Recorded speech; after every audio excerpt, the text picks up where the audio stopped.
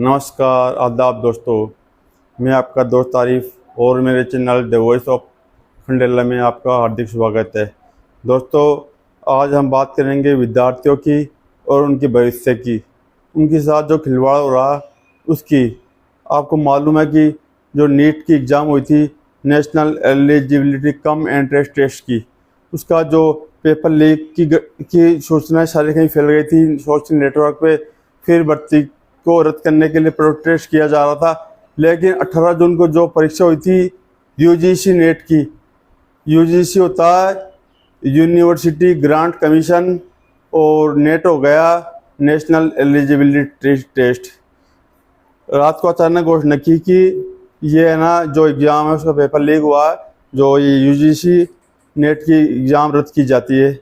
उन बच्चों के भविष्य का क्या जिन्होंने एक साल तक कोचिंग की तैयारी की, दिन रात पढ़ाई में एक लगाया, जो गांव से आकर शहरों में रहने लगे, कोचिंग की इतना पैसा खर्चा किया, गरीबों के बच्चे पढ़ते हैं, उन पर कितना असर पड़ेगा उनके ऊपर, उनके भविष्य के ऊपर।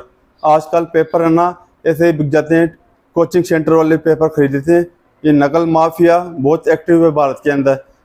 जो इंटेलिजेंट बच्चे हैं उनके फ्यूचर के साथ खिलवाड़ किया जा रहा है। और जो पिछले 5 साल मोदी सरकार के अंदर 43 पेपर लीक हुए हैं, 43 भर्तियाँ रद्द हुई है, जिसका सीधा असर 1,73,00,000 विद्यार्थियों पर पड़ा, अभ्यर्थियों ने जिन्होंने एग्जाम का पेपर दिया था।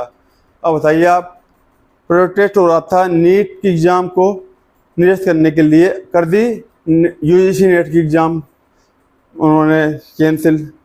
लेकिन पेपर माफिया पर नकेल कशी नहीं जा रही है। पेपर माफिया ऐसे ही अपना काम कर रहा है। यहाँ पर गरीब विद्यार्थियों पर इसका बहुत बुरा असर पड़ रहा है। मैं सरकार से निवेदन करना चाहूँगा कि आप अच्छा कानून बनाएं, सख्त कानून बनाएं, नकल माफिया पर इसकी नकेल कसें और विद्यार्थियों को उसका इंसाफ दिलाएं।